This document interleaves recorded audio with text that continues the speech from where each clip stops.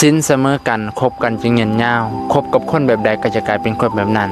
เส้นเผิ่งมันก็บ่เคยชวนแมงวันไปตอมดอกไม้แมงวันก็บ่เคยชวนเผิ่งไปกินน้ำหวานเช่นกันถ้าเจ้าอยู่กับคนใจกว้างเจ้าก็สิมีสังคมหลายขึ้นถ้าเจ้าอยู่กับคนนักปราชญ์เจ้าก็สิมีความรู้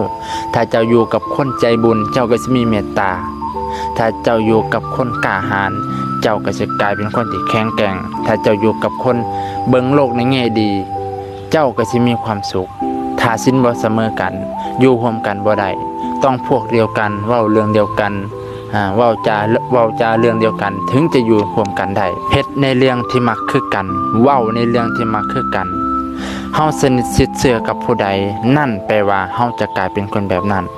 แมงวันมันไม่ได้ชวนกันไปกินน้ำหวานและเกสรดอกไม้ดอกแต่มันชวนกันไปกินแต่ของเน่าๆเสียๆเพราะฉะนั้นแล้วให้เจ้าเลือกเอา